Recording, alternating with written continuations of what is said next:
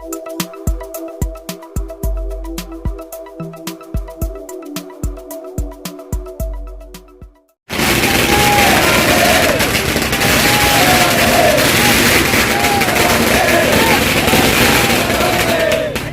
कर्नाटक हुली शिवानंद पाटील ಅವರಿಗೆ उत्तर कर्नाटक हुली शिवानंद पाटील ಅವರಿಗೆ जरा मीडिया वाले कवर करने दो। शिवानंद पाटील ಅವರಿಗೆ शिवानंद पाटील ಅವರಿಗೆ अस्सलाम वालेकुम रहमतुल्लाहि बरकातहू। जैसा कि 28 तारीख को जो हुआ था बसनगोड़ा यतनाड़ के बारे में प्रोटेस्ट किया गया था, और क्या है, बसनगोड़ा यतनाड़ साहब राजीनामा तो नहीं दिए, तो अभी उनकी तो सियासत सबको मालूम पड़ चुकी है। तो अब शिवानंद साहब राजीनामा दिए और ये भी बोले तेरे छात्र में लेटर दे दूँ करके भी बोले। अब वो यतनाड़ साहब नॉट रीचेबल हैं, भाग के चले गए हैं बीजापुर छोड़ के, अब कहाँ है लापता हैं। तो मैं शिवानंद साहब को पूरे मुसलमानों की तरफ से मैं कल एक प्रेस मीट के पूरे बीजापुर के हमारे डिस्ट्रिक्ट के मुसलमान हिंदू वो सब के तरफ से आज जो उन्हें राजीनामा दिए हैं उनके लिए हम गुलपोशी करने का एक प्रोग्राम करे थे। अल्हम्दुलिल्लाह सब लोग आए, सक्सेस भी हुआ प्रोग्राम, और शिवानंद साहब भी प्रेस मीट करके बताए हैं हिंदू मुसलमान के साथ मैं हूँ, सबके साथ मैं हूँ बोल के, और आइंदा उसका मुंह बंद कराने के लिए शिवानंद साहब सख्त से सख्त कदम लेंगे, ये भी बोले हैं। तो मैं तमाम जितने भी मेरे दोस्त अहबाब आए हैं, मैं तमाम लोगों का शुक्र अदा करता हूँ, पूरे बीजापुर के अवाम का शुक्र अदा करता हूँ कि अब हम ऐसा करते गए तो दोबारा हमारे के ऊपर कोई भी आंच नहीं आने देंगे ऐसे लीडर को। अगर हम खाली उनको सिर्फ काम ले, उनकी गुलपोशी नहीं करें तो मतलब नहीं रहा क्या है। और मुसलमान कौम जो इंसान अपने ऊपर काम लेते हैं उसका एहसान पूरा क्लियर करते हैं, मानते हैं क्या बीजापुर ऐसी मुसलमानों की ऐसी ये है। तो मैं तमाम जितने भी लोग आए हैं मैं सबका शुक्रिया अदा करता हूँ, और मैं अल्लाह से दुआ करता हूँ कि शिवानंद पाटिल साहब को ऐसे ही तरक्की अता फरमाए। और पूरे हमारे नौजवानों की तरफ से हमारे डॉक्टर मुंशी साहब भी आए हैं, मैं उनका भी शुक्रिया अदा करता हूँ। पूरे जितने भी आए थे, एल उस्ताद साहब हो, हमारे माजिद से मौलाना हो, वासु साहब हो, अजीम इनामदार, सज्जाद पीरा मुशरिफ और खाने साहब, जितने भी सब लोग आए थे मैं उनका शुक्रिया अदा करता हूँ और पूरे लोगों का शुक्रिया अदा करता हूँ। क्या जितने भी सारे लोग आए थे ये मतलब कोई दिखाए हुए के लिए आए थे, क्योंकि मर्जी ये सब अपने दिल से आए थे। क्यों बोले तो शिवानंद साहब वैसा काम किए हैं हुजूर के मोहब्बत में, और जो हुजूर सल्लल्लाहु अलैहि वसल्लम के मोहब्बत में जो उनको बारे में कोई आता है, सारा मुसलमान हिंदू उनके साथ रहता है। ये बात क्या है, ये खुलेआम है, जो हमारे साथ है हम उनके साथ हैं। उत्तर कर्नाटक हुली शिवानंद पाटील ಅವರಿಗೆ उत्तर कर्नाटक हुली शिवानंद पाटील ಅವರಿಗೆ उत्तर कर्नाटक हुली शिवानंद पाटील ಅವರಿಗೆ उत्तर कर्नाटक हुली शिवानंद पाटील ಅವರಿಗೆ हिंदू मुस्लिम सिख ईसाई आपस में भाई भाई, हिंदू मुस्लिम सिख ईसाई आपस में भाई भाई, हिंदू शिवानंद पाटील ಅವರಿಗೆ शिवानंद पाटील ಅವರಿಗೆ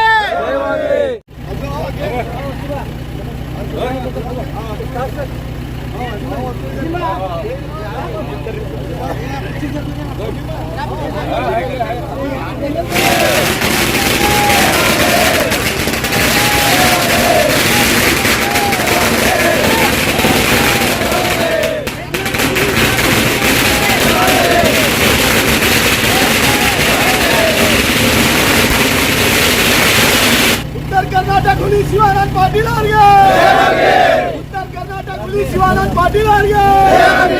उत्तर कर्नाटक हुली शिवानंद पाटील ಅವರಿಗೆ उत्तर कर्नाटक हुली शिवानंद पाटील ಅವರಿಗೆ उत्तर कर्नाटक हुली शिवानंद पाटील ಅವರಿಗೆ उत्तर कर्नाटक हुली शिवानंद पाटील ಅವರಿಗೆ उत्तर कर्नाटक हुली शिवानंद पाटील ಅವರಿಗೆ उत्तर कर्नाटक हुली शिवानंद पाटील ಅವರಿಗೆ जरा मीडिया वाले कवर करने दो।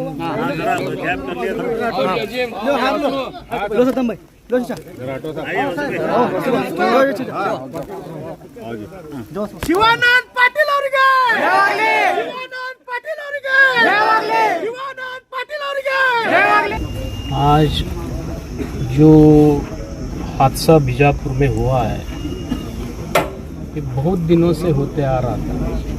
उसको रुकाने में हम भी थोड़ा पहला ही कोशिश करना ज़रूरी था। उसके लिए मैं माफ़ी चाहता हूँ सब लोगों का, क्योंकि जो भी आदमी सियासत में है वो आदमी हर कौम को साथ में लेके चलना उसका फ़र्ज़ होता है। हिंदुस्तान का कॉन्स्टिट्यूशन है और हिंदुस्तान की जो आबादी आज तक जी रही उसी मिसाल पर जी रही। और आदमी को कभी कभी सियासत में अल्लाह ऊंचा भी करता है, नीचा भी करता है। जो आदमी बात करने से पहले ये सोचना पड़ता है, जितने बार जलील होने के बाद भी उन्होंने इंसानियत नहीं सीखी, वो बहुत बड़ी जुल्म है। और उस दिन जो 28 तारीख को मैंने मोहम्मद पैगंबर साहब की जो जुलूस में जो बोलना था तो वो बोलना मुनासिब था, कोई गलत नहीं था। मैंने इतना ही बोला उस दिन, कुत्ता भी वफादार रहता है, मगर वो जब तक वफादार रहता है, जब तक उसका दिल और दिमाग सही सलामत से काम करता है, वो वफादारी रहता है। जब वो पागल बन जाता है वो हर किसी को काटता है। जैसे तो पागल बनना इंसानियत की काम नहीं है। और उन्होंने उस दिन वो साबित करके दिखाया, वो पागल बन रहे हैं आज तक, वो नहीं बनना चाहिए। और एक बात मैंने क्या बोला उस दिन, आप किसके ऊपर थूकने जा रहे हैं? आप आसमान पे थूके तो थूक तो आपके मुंह पे ही पड़ने वाला। हमारे नज़दीक के कौन है उनके साथ तुम करो। अल्लाह के नाम पर ऐसा गलत बयान करना ये मुनासिब नहीं है। तो बहरहाल ये दो बातें छोड़ के मैंने तीसरा कोई बात नहीं किया और सभी लोगों से दरख्वास्त किया कि सब लोग हम मिल के जीना जरूरी है। और हमेशा बीजापुर का सियासत कभी भी जात के ऊपर नहीं चला। बहुत दिनों से मैं भी देखते आया हूँ और जब तक मेरे पिताजी थे वो सिर्फ बागवान लोगों के ही आशीर्वाद से चुन के आते थे। हर मुसलमान भी उनके साथ में रहते थे, मगर हर कौम के आदमी को, मराठे को लेकर सबको साथ लेके जीते। मगर वही मिसाल कायम रखते हुए हम भी कोशिश करते आ रहे हैं। मगर इस बार बीजापुर की जो मामले बन रहे हैं वो बहुत बुरी तरह बिगड़ रहे हैं, बहुत बुरी तरह हालात बदलते जा रहे हैं। इसको कोई ना कोई रुकाना जरूरी था, मैं हो या दूसरा कोई हो। मगर दूसरे नहीं रुकाए कर को मैं रुकाने की कोशिश किया कर को आपके सामने मैं मेरा पीठ दबदबाता नहीं, वो गलत है।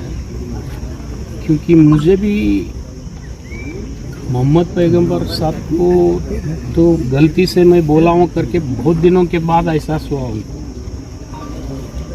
और उससे पहले हमेशा हर आदमी को, जो बीजापुर उतना ही नहीं, सारे स्टेट के जितने भी बड़े हैं छोटे हैं, उनके खिलाफ क्या बोलते थे वो, और वो ऐसा भी साबित करना कोशिश करे कि वो एक ही हिंदू को पैदा है, बाकी सब जने दूसरे को पैदा है। ऐसा सोचते गलत है ना। आदमी जब भी दुनिया पे कदम रखता है तो अर्जी डाल के नहीं आता मैं मुसलमानों में जन्म लेना या हिंदू में जन्म लेना या मराठे में जन्म लेना। ये गलत बयान वो करते आए हमेशा। और ये हिंदुस्तान एक ऐसा मिसाल है, यहाँ पे हर कोई भी भाईचारे से जीना चाहता है। इस माहौल को ख़राब करने में एक हद होता है और बहुत बड़ा हद इन्होंने पार किया था आते हुए दिनों में। और वो 30 तारीख को जो उन्होंने बयान दिया कि बसवण्णा का जयंती था, तो ये दुनिया में मेरे ख्याल से 2-3 शख्सियत ऐसे हैं, मोहम्मद पैगंबर साहब हो, बसवण्णा साहब हो, क्राइस्ट हो, ये सब लोग इंसानियत के लिए जिए, बिना अपने लिए नहीं जिए। उनके नाम लेते वक्त भी आदमी को शर्म ना ही आते हुए ऐसा बयान करते जा रहे हैं। इसको कोई ना कोई एक फुल पॉइंट डालना बहुत ज़रूरी था। और उस दिन 30 तारीख को जब उन्होंने बोला तो ना आज तक मैं मेरे भाई से पूछा, ना मेरे घर से पूछा। मैंने तय किया कि जीवन में 6 बार तो मैं MLA बन चुका हूँ। अगर 7वें बार बनना है तो मेरे नसीब में रहा तो, और सारे कौम बीजापुर के मुझे आशीर्वाद करते रहे तो मैं जीत के आता हूँ।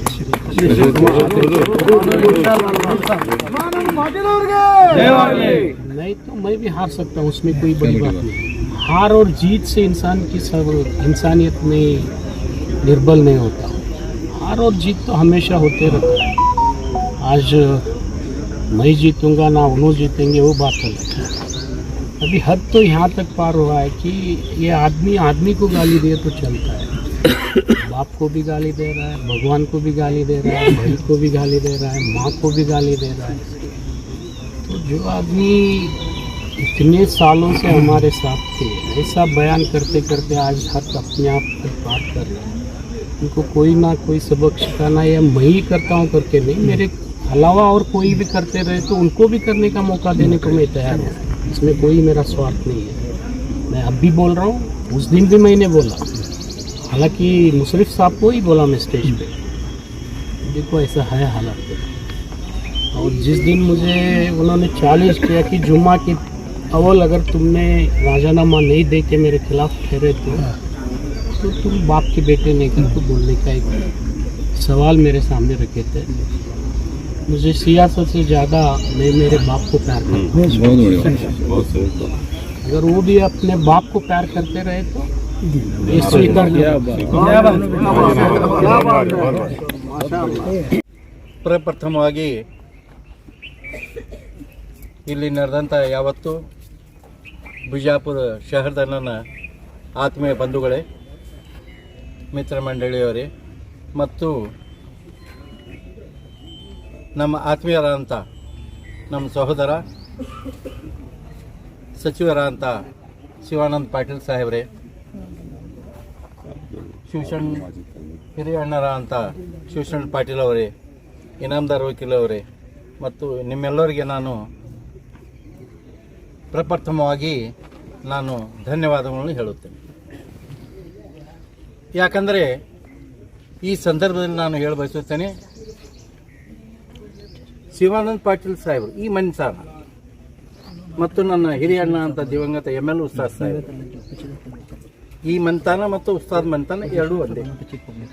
ಸುಮಾರು 50 ವರ್ಷ ಆಗಾಯಿತು. ಯಾಕಂದ್ರೆ ML ಉಸ್ತಾದ್ ಅವರು ಮತ್ತು ಶಿವಶರಣ ಪಾಟೀಲ್ ರಾತ್ರಿ 2-3 ತನಕ ಕೂಡಿರ್ತಿದ್ರು ಇವೆಲ್ಲ. ಅಷ್ಟು ನಮ್ಮ ನಿಕಟ ಸಂಬಂಧ ಅದು ಮಂತಾಂದು. ಈ ದಿಶೆಯಲ್ಲಿ ಮೊನ್ನೆ ತಾನೇ ಒಂದು ಘಟನೆ ಆಯಿತು.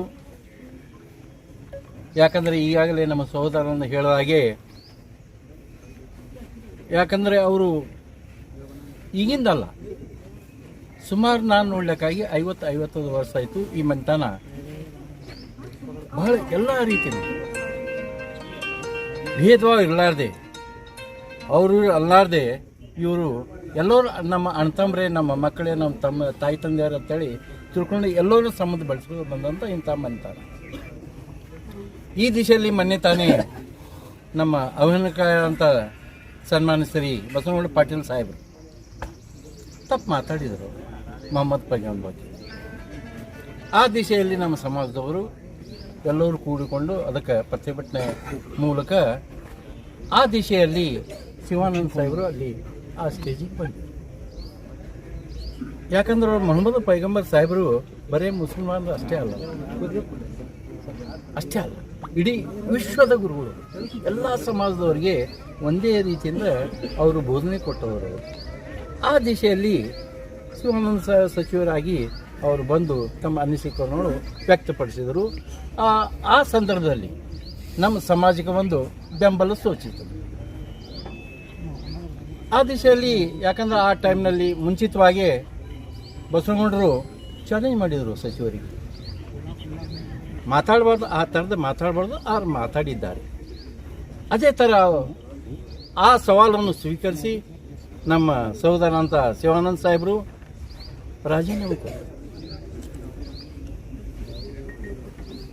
ರಾಜೀನಾಮೆ ಕೊಟ್ಟ ನಂತರ ಅವ್ರೇನು ಸವಾಲೇನು ಮಾಡಿದಾರಲ್ಲ, ಅವರು ಕೊಡಬೇಕಲ್ವಾ, ಕೊಡಬೇಕು, ಅವರು ಕೊಡಬೇಕು. ಕೊಟ್ಟು ಎಲೆಕ್ಷನ್ ನಿಂದರ್ಲಿ. ಯಾಕಂದ್ರೆ ಶಿವಾನಂದ ಸಾಹೇಬ್ರ ಬೇಡ, ನಾನೇ ನಿಂದಿರ್ತೇನೆ ಅವರು, ಹಾಗೆ ಅಷ್ಟೇ. ಇವ್ರಿಗೆ ಚಾಲೆಂಜ್ ಮಾಡ್ಯಾರಲ್ಲ, ಕೊಡ್ರಿ ನೀವು ರಾಜೀನಾಮೆ ಕೊಡ್ರಿ, ಗಂಡಸರು ಇದ್ದಾರೆ. ಆದರೆ ಯಾವ ಮಂಥನ ಬಗ್ಗೆ ಹೀಯಾಳ್ಕಾರಿ ಮಾತಾಡಬಾರ್ದು. ಅದು ತಪ್ಪದು. ಅದು ನಮಗೂ ನೋವಾಗ್ಯದ. ಈ ಮಂಥನಿಗೆ ಅಷ್ಟೇ ಅಲ್ಲ, ನಮ್ಮ ಪೂರ್ಣ ಬಿಜಾಪುರ ಜಿಲ್ಲೆಗೆ ನೋವಾಗಿಬಿಟ್ಟದು ಅವ್ರು ಮಾತಾಡಿದ್ದು. ಯಾಕಂದ್ರೆ ಮೂಲೆಯಲ್ಲಿ ಸಹಿತ ಎಲ್ಲರೂ ದಿನನಿತ್ಯ ಇದೇ ಚರ್ಚೆ ನಡೆದ. ಶಿವಾನಂದ ಸಾಹೇಬ್ ಬಗ್ಗೆ ಚರ್ಚೆ ನಡೆದ. ದಯವಿಟ್ಟು ಸಾಹೇಬ್ರೆ, ನಮ್ಮ ಸಮಾಜ ಅಷ್ಟೇ ಅಲ್ಲ, SC ST backward community minority ಎಲ್ಲರೂ ಬಿಜಾಪುರ ಜಿಲ್ಲೆ ಇಡೀ ರಾಜ್ಯ ನಿಮ್ಮ ಜೊತೆಲಿ ನಾವು ಅದೀನಿ. ನಿಮ್ಮ ಹೆಗಲಿಗೆ ಹೆಗಲು ಕೊಟ್ಟು ನಾನು ನಿಮ್ಮ ಜೊತೆಯಲ್ಲಿ ಇರ್ತೀವಿ ಅಂತ ಹೇಳಿ ಇವತ್ತಿನ ದಿವಸ ಆಶ್ವಾಸನೆ ಕೊಟ್ಟು ಇಲ್ಲಿ ನಡೆದಂಥ ಯಾವತ್ತೂ ನನ್ನ ಬಂಧುಗಳಿಗೆ, ನಮ್ಮ ಸಮಾಜದ ಯಾವತ್ತು ಮಿತ್ರ ಮಂಡಳಿಗಳಿಗೆ ಮತ್ತೊಮ್ಮೆ ನಮಸ್ಕರಿಸಿ ನನ್ನ ಎರಡು ಮಾತನ್ನು ಮುಗಿಸಿ.